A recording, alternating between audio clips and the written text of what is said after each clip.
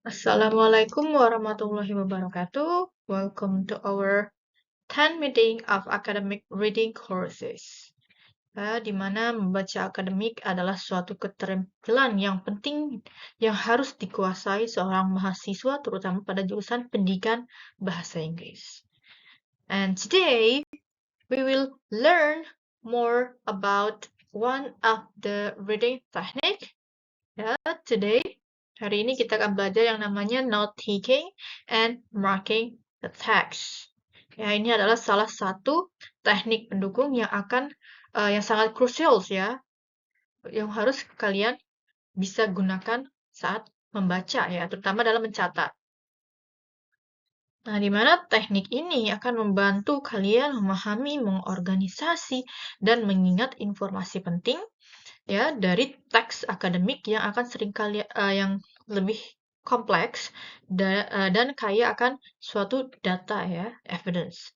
Nah, karena itu dengan mempelajari topik hari ini yaitu note taking yang akan efektif dan bagaimana cara aplikasikannya dalam membaca akademik untuk meningkatkan kualitas belajar dan hasil studi kalian. And here some objective learning objective, di mana setelah mengikuti perkuliahan ini, kalian akan diharapkan untuk bisa pertama memahami konsep dan prinsip dasar dari note-taking itu terutama dalam membaca akademik. Lalu mengidentifikasi berbagai metode note-taking yang lebih efektif dan sesuai dengan kebutuhan kalian, yang menurut kalian itu lebih efektif saat kalian gunakan. Lalu mengaplikasikan teknik note-taking dalam membaca teks akademik bahasa Inggris berbahasa Inggris dengan lebih efektif. Lalu kalian juga harus mengerti manfaat note-taking itu untuk selain understanding, ada retention dan ada pengorganisasian materi bacanya. Dan yang terakhir adalah melakukan refleksi terhadap proses dan hasil note-taking itu sendiri. So, let's get started. Di sini apa sih itu note-taking? Di sini note-taking itu di sini the practice of writing down or otherwise recording the key points of information.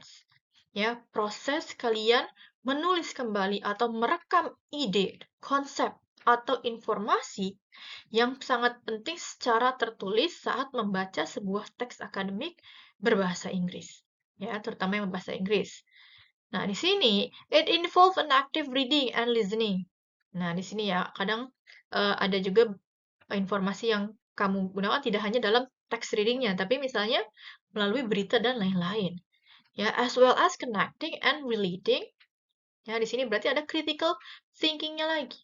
Bagaimana kamu mengkoneksikan dari informasi yang kamu baca atau yang dengar sesuai dengan ide yang kamu sudah tahu your background knowledge. It also involves seeking answer to questions that arise from the materials.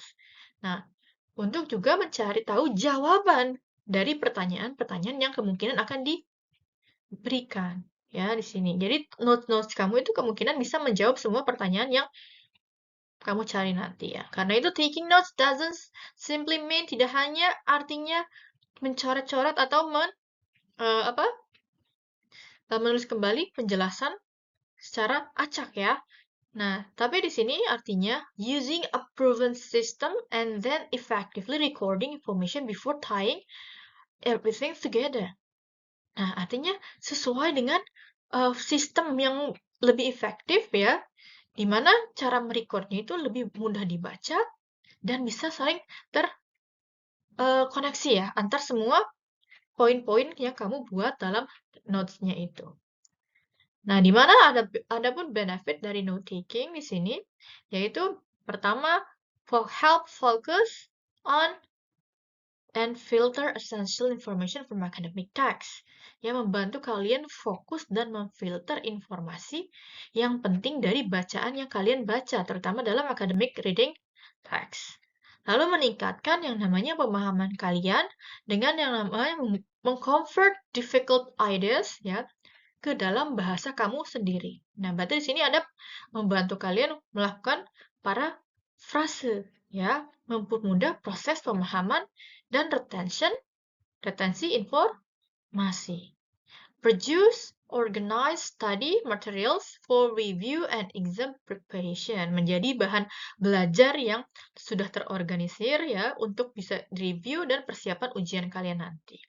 Lalu be more focused and time efficient in your exam revision period. Apalagi di sini ada membantu kalian time revision. Jadi tidak perlu membaca bukunya secara keseluruhan. Kamu bisa membaca ulang your notes. Ya, lalu assess your own progress as you study. Bisa juga melihat hasil progres kamu selama kamu belajar. Ya, di sini ya, kamu bisa mengembangkan kemampuan berpikir kritis dengan mensintesis dan merangkum informasi atau bisa mengurangi beban informasi berlebih dengan distilasi isi penting. Jadi cukup yang penting-pentingnya saja yang kamu catat, tidak perlu semua kamu catat. Nah, karena itu di sini ada yang namanya effective note taking, ya, yang kamu butuhkan untuk active reading. Ya, di mana di sini? Pertama bisa recognizing the main idea, ya, yaitu membaca dengan sikap kritis kamu, ya, di sini nanti menganalisis di main idea-nya, yaitu berperan utama, yaitu menggunakan skimming yang pertama, ya, mencari main idea dalam teksnya. Nah, setelah itu, yaitu membaca dengan sikap kritis, meningkatkan your critical thinking ya. Di sini sikap kritis dan dalam menganalisis dan merangkum isi dari bacaan secara aktifnya. Ya, kalian juga bisa namanya punya sistem dalam note taking that works for you yang cocok untuk kamu ya. Lalu ada reducing the information to note and diagram format. Ada juga sebuah note taking yang tidak perlu semuanya dalam bentuk teks ya. Kalian juga bisa ubah menjadi suatu gambar diagram yang mudah untuk kalian pahami. So where possible, putting the information in your own words. Nah, di sini gunakan paraphrase dan summarizing. Dan jangan lupa record the source of the information.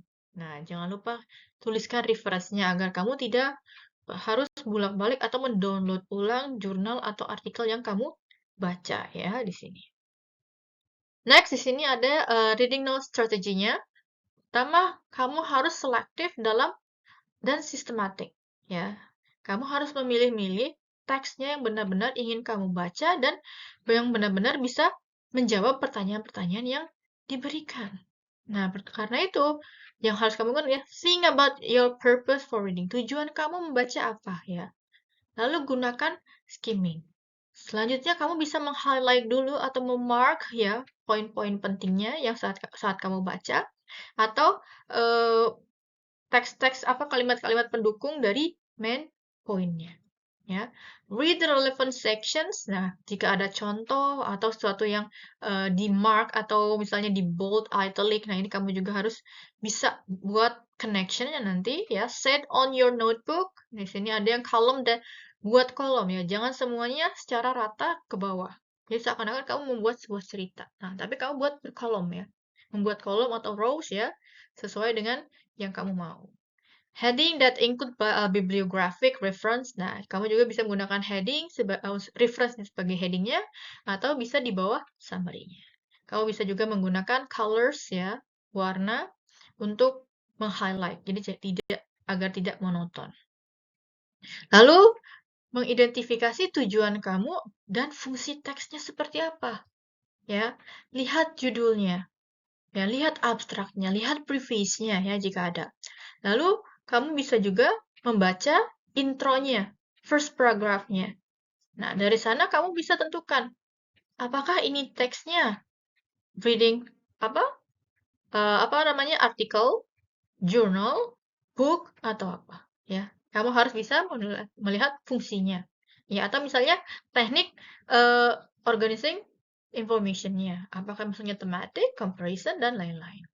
Lalu mengidentifikasi bagaimana suatu informasi itu terorganisir, ya. Tadi ya, the pattern ya, patternnya past ideas to present ideas. Nah, lihat tensesnya juga, steps or stages of process or event, apakah juga termasuk yang namanya chronological information model ya atau apa. Ya, kamu harus bisa. Karena di pertemuan selanjutnya kita sudah membahas 3 models of organizing information ya. Jadi sini kamu sudah bisa mempraktekkan ya ke dalam suatu notes kamu. Lalu lihat well-known ideas, tulis known ideas. Lihat dari semua jurnal dapat kutipan-kutipan di sana, mana yang sering dipakai, mana yang jarang dipakai. Nah, kamu bisa dikelompokkan ya. Simple ideas to complex ideas. Nah, cari mana yang general, mana yang lebih khusus dan kompleks ya, statementnya atau claimnya yang kamu ada di sana. Lalu general ideas to specific ideas. Sama ya, jadi bisa mengkelompokkan. The largest part of the smallest parts of something. Nah, bagian-bagiannya, apakah misalnya ini pembahasan hanya sekilasnya saja atau pembahasan rincian dari teks utamanya, misalnya ya, atau main idea utamanya. Lalu pasti ada problem dan juga ada solution. Atau ada cause dan result. Ya. Semuanya di dalam notes kamu harus terisi ya di sini. Ya, karena dalam teksnya juga ada. Nah, cuma bedanya kamu pisahkan ke dalam notes kamu yang sudah kamu buat transformasi ya. Nah, di sini ada contoh tentang underwater cameras. Nah, di sini ada teksnya. Regular cameras obviously will not functions underwater unless spatially protected. True. Di sini ya housing and are available for waterproofing 35 di sini ya, masih banyak lagi. Dari teks panjang ini ya, kita buat note-nya. Di sini ada 2 ya. Jadi perbandingan, jadi comparison ya, di-compare. Nah, lihat yang pertama adalah regular kameranya, special for housing accessories. Sedangkan yang kedua itu adalah underwater cameras ya. Isinya untuk amphibious ya, atau kita tulis dengan namanya bisa untuk snapshot models Nikonos 35 mm. Ya. Lensanya, jenisnya juga kamu bisa mention di sana. Yang pertama itu air and water 35 mm sampai 95 mm. Ya, yang keduanya only underwater, yang di bawah air ya, 28 mm atau 15 mm-nya. Nah, atau misalnya di sini kamu juga ada resolusinya dan lain-lain. Nah, bisa kamu masukkan fungsinya dan lain-lain ya. Ini secara simpelnya. Nah, lalu di akhir juga kamu bisa tambahkan sources-nya. Di sini ya. Ini dari 1994 ya. Nah, selanjutnya di sini kalian bisa lihat what you need for note taking. Apa sih yang kamu butuhkan buat note taking? Nah, di sini ya, yang pertama include your thought. Yang penting ada pemikiran kamu sendiri, tidak hanya kopas ya. When you're taking your notes for assignment, it is also helpful to record your thoughts at the time. Nah, di sini impresi kamu atau opini kamu terhadap informasi yang kamu dapatkan, baik secara untuk reading ataupun listening-nya. Dan record your thoughts in a separate column. Nah, buat kolom yang terpisah. Misalnya dari kolom sebelah kanannya itu tentang apa informasi yang aslinya ya, atau di sebelah kirinya ada tanda, kamu berikan tanda panah, itu tambahan dari ide kamu ya di sana. Yang kedua, what ideas did you have about your assignment when you read the informations? Nah, tambahkan juga ide kamu, apakah setuju dan tidak setuju terhadap informasinya. Yang ketiga, how do you think you could use this information in your assignment? Nah, fungsi dari teks bacaan kamu apakah bisa menolong kamu atau misalnya memberikan benefit apa? Ya, teks yang kamu baca. Lalu, kalian bisa lihat di sini ada strategis untuk meningkatkan yang namanya comprehension and improve note taking. Nah, di mana ada proses ya, di sini reading circle-nya ada before, during, and after lectures. Jadi sebisa mungkin kamu itu membuat taking note tidak hanya di tengah-tengah saja ya, atau di akhir. Nah, tapi dari awal. Ya, dari before the lectures-nya, kamu ada namanya revise the previous lecture or tutorial. Nah, biasanya di awal itu ada ice breaking atau mengingat kembali pertemuan sebelumnya ya. Ada pre-read about the topic, ya. Ada check the pronunciation of any new words or discipline-specific language in the pre-reading, ya, di sini. Nah, jadi ada pembahasan ulang dari materi sebelumnya. Misalnya ya, sebelum masuk ke materi yang baru. Sedangkan untuk during lecture ya di sini, be on time and sit near the front. Yang penting kamu bisa di depan biar terdengar ya. Terdengar informasi apa saja yang akan kamu dapatkan. Lalu bisa membedakan mana yang main poinnya, mana yang elaborasinya, contoh, repetition ya, dan statement atau poin-poin baru ya dengan cara kamu mendengarkan struktur atau kata kunci atau mencari verbal clues yang ada di dalam teks ataupun saat listening atau menonton suatu berita ya. Lalu yang ketiga ada yang namanya looking for visual cues, ada cari gambarnya. Ya, biasanya gambar tabel ya, misalnya ada pie chart atau misalnya visual lain ya yang bisa menolong kamu memahami isi teksnya itu seperti apa, ya kamu bisa lihat di sana. Ya, ada note reference-nya to name and sources, kadang ada catatan kakinya, kamu bisa cek juga di sana. Yang selanjutnya ada listening to phonological cues-nya, intonasi, speed, dan emotion. Nah, kadang kalau suaranya sedikit naik, nah berarti itu adalah informasi yang penting, ya. Atau ada cara speed, ya, dan emotions. Lihat. Lalu yang terakhir, after the lectures, di sini ada revise the lecture note within 24 hours. Nah, artinya kamu setelah mendapatkan di kelasnya ya, kamu jangan lupa merapihkan kembali hasil notes kamu sebelum keesokan harinya. Karena agar kamu tidak lupa, karena masih fresh kan ya. Reviewing makes remembering lectures more easier di sini ya. Write a short summary, buat juga summary, jangan lupa. Lalu di sini kamu juga namanya attach any handout to your lectures note. Bisa tambahkan sticky notes ya jika ada tambahan informasi yang menurut kamu masih belum jelas dan lain-lain untuk nanti kamu mencari jawabannya ya melalui online atau di buku yang lain. Nah, di sini kamu bisa juga menggunakan yang namanya marking the text ya, improve note taking by marking the text. Tidak hanya membuat yang namanya highlight ya, kamu juga bisa menggunakan simbol atau abbreviations ya di sini dengan cara memberikan simbol ya atau singkatan-singkatan bisa kadang personal atau some from your courses. Contohnya di sini ada yang huruf apa? Ada yang garis besar ya di sini, tanda lebih besar, itu artinya cause atau leads to ya. Atau yang sebaliknya, kalau yang lebih kecil itu artinya result, hasil ya, sama dengan itu equals to ya, plus positif atau plus itu sama dengan n, negatif itu negatif ya, atau misalnya ada di sini singkatan example itu pakai EG ya. At all itu artinya and others ya. RC itu concerning atau about ya. Nah, atau misalnya G ini buat ing ya di sini atau misalnya C18, C18, ini 18th century. Atau misalnya di sini ada CF itu compare, dibandingkan ya. Nah, atau enggak bisa menggunakan kata simbol tanda bagi ya. Lalu ada FIS artinya namely, ETC atau ETC ya, and so on and etc. EM itu morning, PM itu ini. Nah, atau misalnya IE ya, id est, that is ya, sini ada NB notabene ya, not well. Nah, berarti harus di note yang penting ya, ini NB tambahan penting. Diff itu singkatan dari difference, gov itu government, NAC ini necessary. Nah, silahkan kalian bisa gunakan beberapa contoh ini. Adapun yang contoh yang lain ya, di sini sama dengan equals to, sama dengan ada yang garisnya not equal ya, atau misalnya ada 3 garis, berarti equivalent.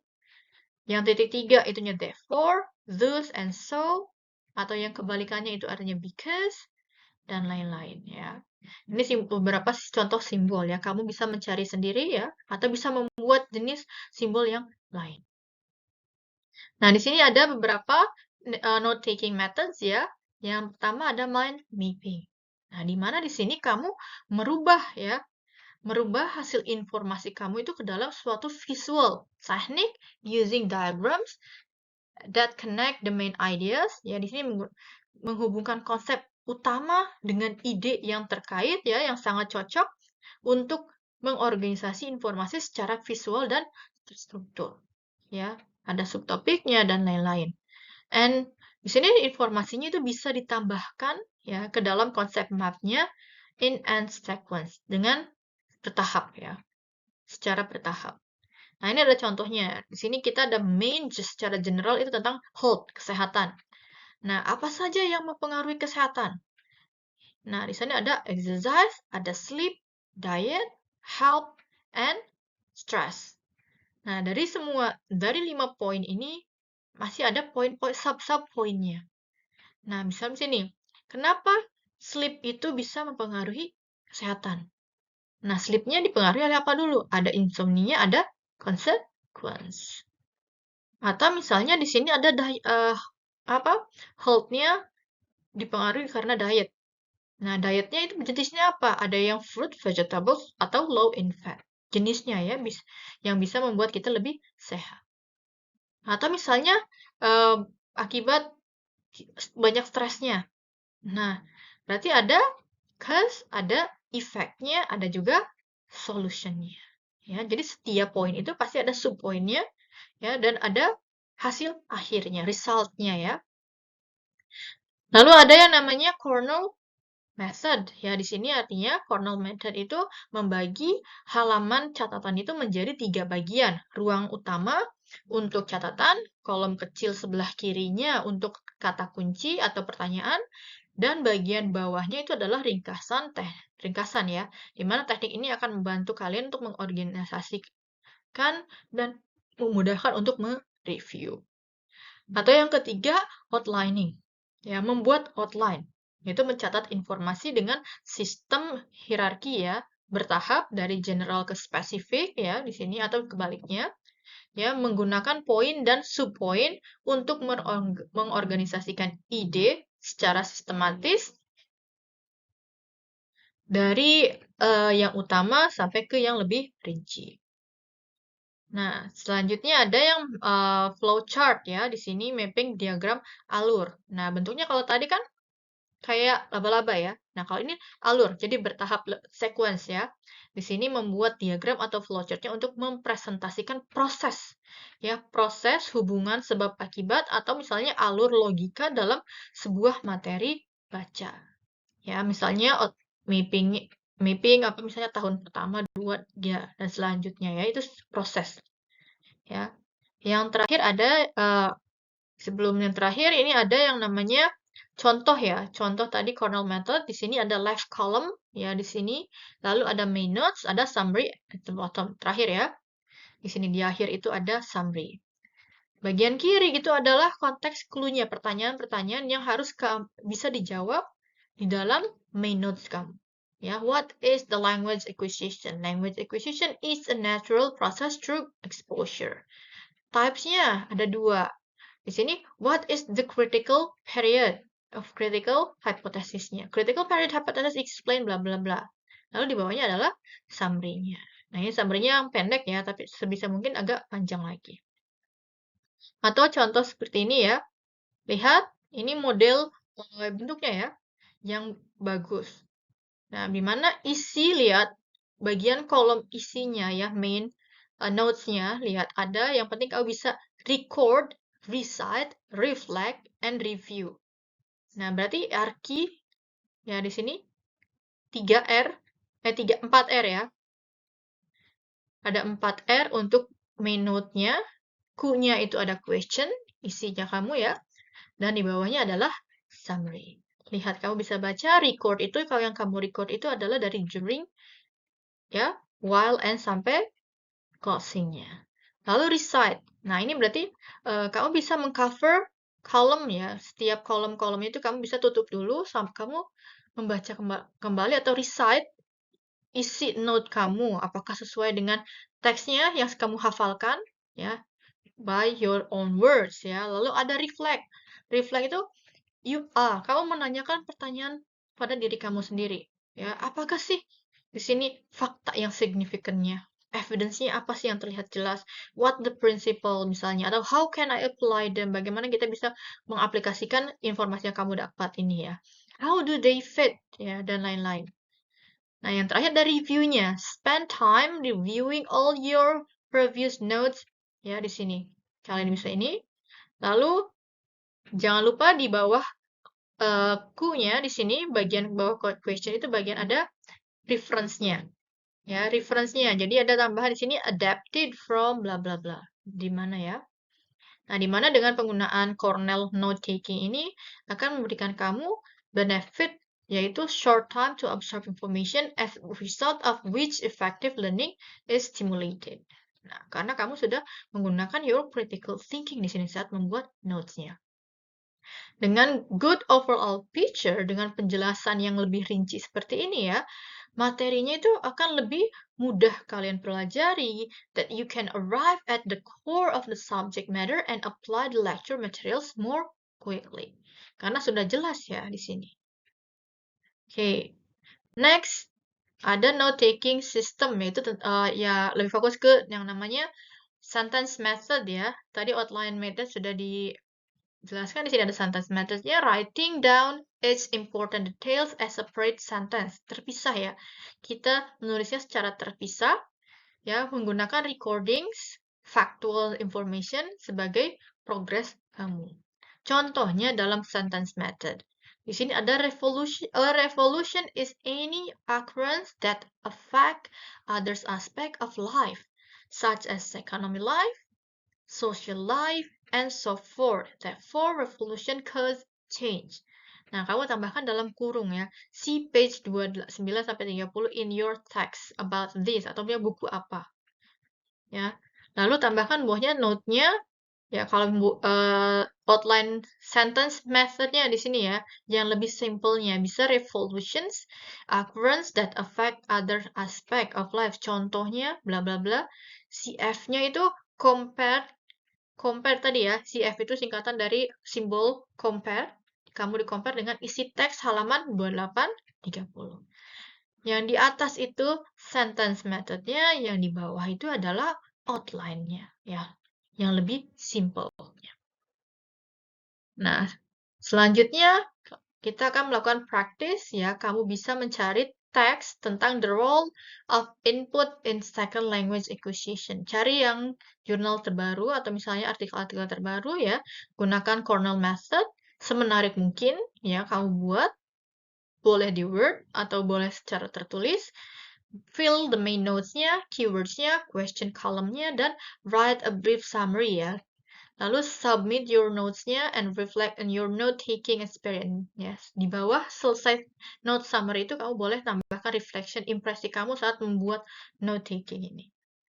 Nah, di mana tugas ini baik untuk yang hybrid class ataupun yang offline class itu di deadline-nya adalah tanggal 2 Desember 2025. Ya. Untuk hybrid class, jangan lupa tambahkan summary material berbentuk video sebagai absensi kamu, dan ditambahkan draft practice-nya, ya, note-taking-nya. Jadi ada 2 ya, video dan draft kamu untuk yang hybrid class. So, sini kita bisa lihat bahwa teknik note-taking dalam membaca akademik itu sangat penting ya untuk meningkatkan pemahaman dan mempermudah pengingatan materi dan mengorganisasikan informasi secara efektif. Dengan menggunakan metode yang sesuai dan melakukan praktik secara lebih konsisten, di mana mahasiswa akan lebih siap menghadapi pembelajaran akademik tingkat tinggi dan terutama dalam jurusan pendidikan bahasa Inggris. So, di sini kalian bisa mencoba yang namanya teknik-teknik note-taking yang telah kita pelajari, dan you need to remember that academic success relies not only on reading extensively but on how well you process and organize the information. Ya. Consistent practice will make your study sessions more efficient and more productive. So, see you in the next video. Wassalamualaikum warahmatullahi wabarakatuh.